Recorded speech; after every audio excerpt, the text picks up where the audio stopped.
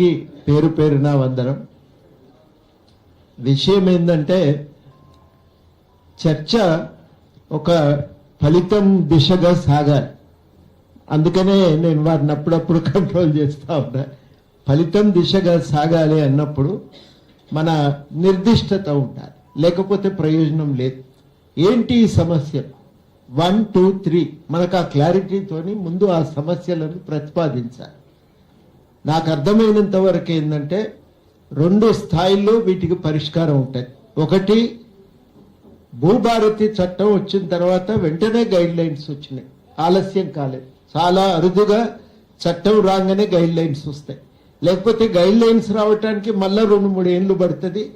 ఈసారి మాత్రం భూభారతి రాగానే వెనువెంటనే గైడ్ లైన్స్ వచ్చినాయి. ఇవాళ మనము స్పష్టంగా అడగవలసినటువంటి ప్రశ్న ఏంటంటే, మనకున్న సమస్య అర్థమవుతున్నది, అందరు క్లియర్గా చెప్తూనే ఉన్నారు, మళ్ళీ దాన్ని పునరుక్తి అవసరం లేదు. 1-2 మాటల్లో చెప్పాలంటే, ఆన్లైన్లో ఎక్కించటం ప్రప్రథమ సమస్య. దానికి భూభారతి ఇప్పుడు ఉన్నటువంటి ధరణి టెక్నాలజీయే, ధరణి రికార్డులే ఇప్పుడు ఉన్నాయి, మళ్ళా ఇక కొత్త అయితే రాలేదు. ఇక ఆ టెక్నాలజీలో మార్పు అవసరమా, చట్టంలో మార్పు అవసరమా? మనకి స్పష్టత రావాల్సిన అవసరం ఉంది. టెక్నాలజీ మార్పులైతే టెక్నాలజీ మార్పులు అనేది స్పష్టంగా రాసుకుందాం. చట్టంలో మార్పులైతే చట్టంలో ఏ మార్పులు జరగాలి అనేది రికార్డ్ చేద్దాం. 1, 2, 3 ఇవి చట్టంలో రావాల్సిన మార్పులు అని.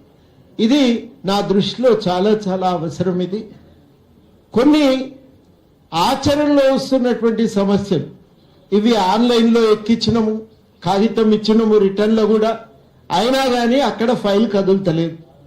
ఎందుకు కదులుతలేదు అంటే కదిలిస్తలేరు దాన్ని, అక్కడ పని జరగట్లేదు. ఎట్లా జరిగితే ఎట్లా చేస్తే ఈ పని జరుగుతుంది అనేది కూడా మనకు చాలా స్పష్టత రావాల్సిన అవసరం ఉంది. ఇంతకుముందు వారు సబ్ కలెక్టర్ గారు వెళ్తూ ఒక మాట అన్నారు, మనం దృష్టి పెట్టలే కానీ దాని మీద అందరం కూడా సీరియస్గా తీసుకోవాల్సిన అవసరం ఉంది. రైట్ టు సర్వీసెస్ యాక్ట్ అని ఉంటుంది, సిటిజన్స్ రైట్స్ యాక్ట్ అని కూడా అంటారు చాలా చోట్ల. ఆ చట్టం ఏం చెప్తుందంటే, ఎన్ని రోజుల్లో అప్లికేషన్ ఇస్తే పని కావాలి అనేది ఆ చట్టం ప్రకారం గైడ్ లైన్స్ జారీ అవుతాయి. అన్ని రోజుల్లో పని కనుక కాకపోతే అడిగేటువంటి అధికారము వినియోగదారునికి, పౌరునికి ఉంటుంది. అట్లాంటి ఒక సర్వీసెస్ యాక్ట్ మన దగ్గర కూడా రావాల్సినటువంటి అవసరం ఉంది. ఇవి విడివిడిగా వీటన్నింటి గురించి మనం ఆలోచించి మాట్లాడాలి. ఆ నిర్దిష్టత లేకపోతే ప్రయోజనం లేదు నేను అనేది. అందుకని నంబర్ 1, చట్టంలో మార్పులు నాకు తెలిసైతే భూభారతి చట్టంలో తక్షణం ఇప్పుడు ఆ మార్పులు అవసరమని నేను అనుకోవటం లేదు. సమగ్రంగానే దాని మీద అధ్యయనం జరిగింది. సమగ్రంగా అధ్యయనం తర్వాత తయారు చేసినటువంటి చట్టం బిల్లు మీద విస్తృతమైన చర్చ జరిగింది. మండల స్థాయి నుంచి కూడా దాని మీద చర్చ జరిగింది. ఆ అన్ని చర్చలు జరిగిన తర్వాత అసెంబ్లీలో బిల్లు పాస్ అయింది. గైడ్ లైన్స్ కూడా, దానికి సంబంధించిన రెగ్యులేషన్స్ కూడా జారీ అయినాయి. కొన్ని అఫిడవిట్స్ ఇవ్వాలా వద్దా ఇట్లాంటివి తప్ప నేను అనుకోవటం ఆ చట్టంలో దానికి మార్పులు అవసరం లేదు. 2 కీలకం, టెక్నాలజీకి సంబంధించిన మార్పులు రావాల్సిన అవసరం ఉంది. సాఫ్ట్వేర్ అప్డేట్ చేయాలి, మార్చాలి.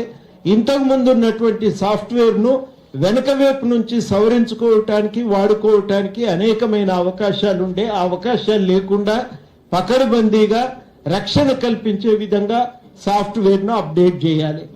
3 సమస్యల పరిష్కారానికి మీరు కాల పరిమితి పెట్టి గ్రామ స్థాయిలో మీరు గ్రామ సభలు పెట్టి ఆ నిర్దిష్ట కాలంలో సమస్యల పరిష్కారం చేయమని మనం అడగవలసిన అవసరం ఉంది.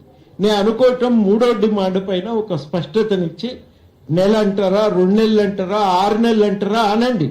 ఆ 6 నెలలు అనుకుంటే 6 నెలల లోపల మనకి పరిష్కారం కావాలి. ఈ పరిష్కారానికి గ్రామ స్థాయిలో గ్రామ సర్వే సభలు జరపాలి.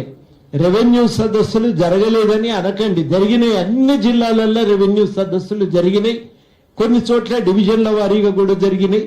అది కాదు ఇప్పుడు జరగవలసింది, గ్రామ స్థాయిలోనే సదస్సులు జరిపి ఆ గ్రామ స్థాయిలో ఉన్న సమస్యలను అక్కడికక్కడ వెనువెంటనే పరిష్కరించగలిగితే అప్పుడు దానికి 6 నెలల్లో మనం అనుకున్నట్టుగా పరిష్కారం అనేది సాధ్యమవుతుంది.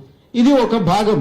మన దృష్టిలో పరిష్కార మార్గం నంబర్ 1 చట్టంలో రావాల్సిన సంస్కరణలు ఏమన్నా ఉంటే వాటిని నా దృష్టిలోనైతే లేవు.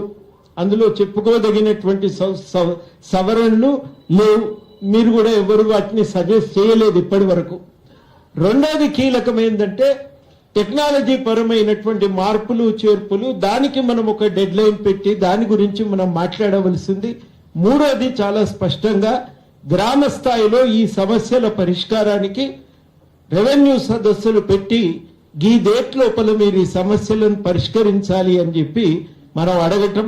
నాలుగోది సర్వీసెస్ యాక్ట్ తెచ్చి వినియోగదారులకు పౌరులకు ఈ పనుల విషయంలో స్పష్టమైన హక్కులు కల్పించటం, ఇవి నా దృష్టిలో అవసరం. వీటికి మనం ఒక స్పష్టమైన రూపం ఇస్తే వాటిని చీఫ్ సెక్రటరీ దాకా, ముఖ్యమంత్రికి, రెవెన్యూ మినిస్టర్కు ఒక రిప్రజెంటేషన్ ఇచ్చి అందరం ఒక డెలిగేషన్ గా వెళ్ళి ఆ తర్వాత ఏం చేద్దామనేది సీరియస్ గా దానిపైన కార్యాచరణ గురించి ఆలోచించుకోవచ్చు. ఏదైనా ప్రజలకు ఉపయోగపడేటువంటి విషయం. ఇంకా సిపిఐని మీరు పిలిచినరో లేదో, వాళ్ళు కూడా వస్తే బాగుండేది. కాంగ్రెస్ నుంచి కూడా ప్రతినిధులు వస్తే బాగుండేది. అందరినీ పిలిచి ఈ చర్చను కనుక సీరియస్ గా ముందుకు తీసుకెళ్తే అది పరిష్కారం సాధ్యమవుతుంది. అంతిమంగా మనం ఇక్కడ వచ్చింది కూర్చున్నది ఏంటంటే, బాధితులు చాలా మంది ఉన్నారు. మనం అనుకుంటున్నాము మనం వేరు బాధితులు వేరని. ఈడున్న వాళ్ళందరూ బాధితులే, ఇంట్లో ఏవేం మినహాయింపులు లేదు. ప్రతి ఒక్కరికి ఏదో ఒక బాధ ఉంది, ఏదో ఒక సమస్య ఉంది. అందరికీ బాధితులు, అవి వేరే విషయం. మనవి ప్రధానం కాదు ఇక్కడ. మనం ఎట్లా కిందో మీదో పడి పరిష్కరించుకుంటాం. కానీ సాధారణ రైతుల యొక్క సమస్యలు ఇంతకుముందు వచ్చి మాట్లాడిపోయినారు కదా, అటువంటి రైతుల సమస్యల పరిష్కారమే ప్రధానమని భావిస్తున్నాం. కాబట్టి మనం దాన్ని దృష్టిలో పెట్టుకొని ఒక నిర్దిష్టమైన కార్యాచరణ తయారు చేసుకోగలిగితే ఉపయోగం. లేకపోతే ఎప్పుడు కూడా ఇట్లాంటి సదస్సుల వల్ల మనకు అంతిమ ప్రయోజనం కలగకపోతే ప్రయోజనం ఉండదు. చేసినము ఇక్కడ మొదలైంది, మళ్ళా మనం ఆ గ్రామాల దాకా మళ్ళా పోవాల్సిన అవసరం లేదు. మీకు సమస్య ఏందో తెలుసు, స్పష్టత ఉంది. పరిష్కారం ఏందనేది చెప్పండి. ఇదైతే అవుతుంది, దీనికి పరిష్కారం అనేది నేను 4 చెప్పిన స్పష్టంగా. ఆ 4టిని మనం ప్రభుత్వం ముందు పెడదాం, పరిష్కారాలను సాధించుకునే ప్రయత్నం చేద్దాం.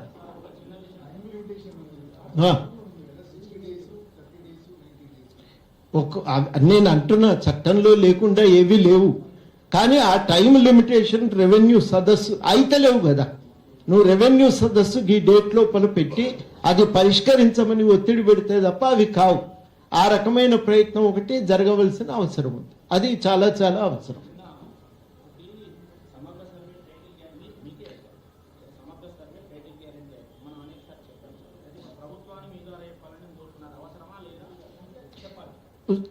మీరు అన్నట్టుగా సమగ్ర భూ సర్వే జరగాలి.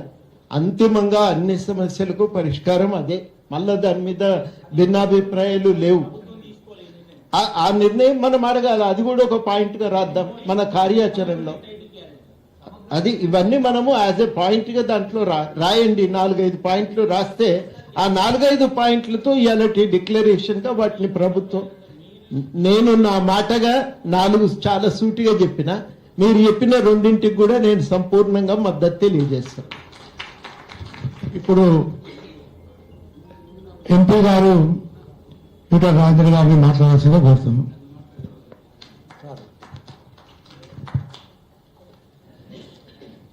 మీ ప్రయత్నానికి నమస్కారం. కోదండరామ్ గారు ఉన్నగానే 2 పాయింట్లు చెప్పదలుచుకున్నా. చెప్పడం చాలా విషయాలు చెప్తాం. ఎవరు మాట్లాడినా అర్ధగంట గంట సేపు మాట్లాడలేటువంటి నైపుణ్యం ఉంది. నేనేమంటున్నా, ఈ అన్ని సమస్యలకు కారకులు కంప్యూటర్లో సాఫ్ట్వేరు కేవలం అధికారులు మాత్రమే కాదు, దీన్ని నడిపే ప్రభుత్వం. వీటన్నిటి కారణం నడిపే ప్రభుత్వం. దాన్ని అంగీకరించాలి మనం. ధర్మం వచ్చినప్పుడు నేను కూడా ఉన్నా, నేను కూడా చాలా డిబేట్ చేసిన, నేను చాలా కొట్లాడినా కూడా.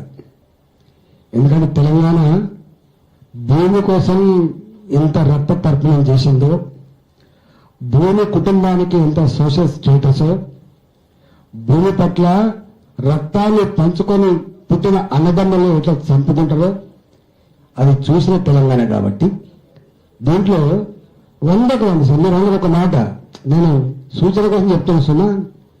నేను గవే మాట్లాడుకుంటాం, గవే ఫిలాసఫీ ఉంటుంది, కానీ సమగ్రంగా చర్చించిన తర్వాతనే భూభారతి వచ్చింది. ఓకే, వస్తే అఫిడవిట్ ఎక్కడ కోసం పడ్డది? ఇది ఎందుకు పెట్టినట్టు అఫిడవిట్? ఎవరు పెట్టినట్టు అది? 2, ఇది రిజిస్టర్ కావాలంటే 30 ఏళ్ల క్రితం కొనుక్కున్నాడు, ఇవాళ వాల్యూ ప్రకారం రిజిస్టర్ చేసుకునేటువంటిది ఎందుకు వస్తుంది చెప్పండి మీరు? చెప్తున్నా కోదండరామ్ సార్, నేను ఎందుకంటున్నా అంటే అవగాహన లేకుండా ఉండం కోదండరామ్ సార్, అవగాహనతో చేస్తే గుర్తుపెట్టుకోండి. డ్రైవ్ చేయవలసింది ప్రభుత్వం. సీసీఎల్ఏ డ్రైవ్ చేయడు, రెవెన్యూ సెక్రటరీ డ్రైవ్ చేయడు, కలెక్టర్ డ్రైవ్ చేయడు. డ్రైవ్ చేయవలసింది ప్రభుత్వం డ్రైవ్ చేయాలి. ఎందుకంటే ఇంతకుముందు వక్త చాలా మాట్లాడారు, అనేక సమస్యలు ఉన్నాయి, ఇదొక సమస్య.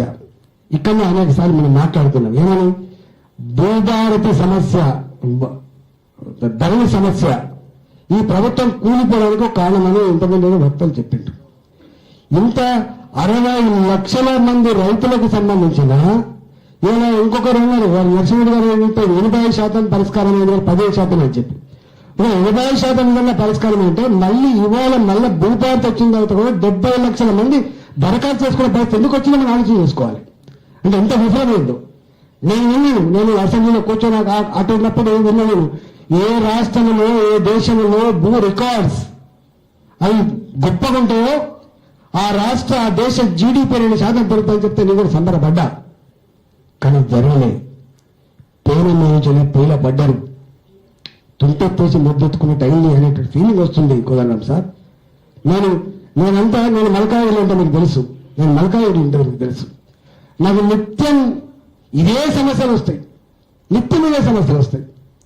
దాన్ని అర్థం కాకనా, అర్థమైతే తప్పకుండా అర్థం కాకుండా అనుకుంటుంది. బొక్కుపాలెం ఎప్పుడో 1984 150 గజాలు 100 గజాలు కొనుక్కున్నాడు. నీకు తెలుసు, సింగరేణిలో ఉన్నాడు, ఇంకెక్కడో ఎక్కడో చిన్న చిన్న కొనుక్కుంటాం. అప్పుడు ఇల్లు కట్టుకోవడానికి ఆస్కారం ఉండదు, ఎందుకంటే అక్కడ మనుషులు నివసించే స్థలం కాదు కాబట్టి. 10 రూపాయల గజ 20 రూపాయలు 20 ఏళ్ళకో 30 ఏళ్ళకో అక్కడ ఒక ఇల్లు కట్టుకునేటువంటి అవకాశం వస్తే, వాడు ఇల్లు కట్టుకుంటే ఇంకొక బ్రోకర్ కొడుకు వచ్చి దాన్ని పట్టా చేయించుకొని అరే నీకేం లేదురా అంటే ఎన్ని మాట చెప్తుంది సార్. ఎన్నడికి నాతో కొట్లాడలేవును, నేను నెగ్గలేవును, కోర్టును నేను చేస్తా, నా డబ్బులున్నాయి, నా పోలీసు కంట్రోల్ చేసే కెపాసిటీ ఉంది, నాకు అందరు ఎవరు తెలిసిన నా వల్ల అని చెప్పండి మాట వస్తుందంటే ఎవడు కంట్రోల్ చేయాలి? చట్టం ఉంటుంది కోదండరామ్ సార్, చట్టం ఉంటుంది, కానీ చట్టం ఎవరి చేతిలో ఉంది, ఎవరి కోసం అమలు చేయడం చాలా ఇంపార్టెంట్. ఇవాళ అంటున్నా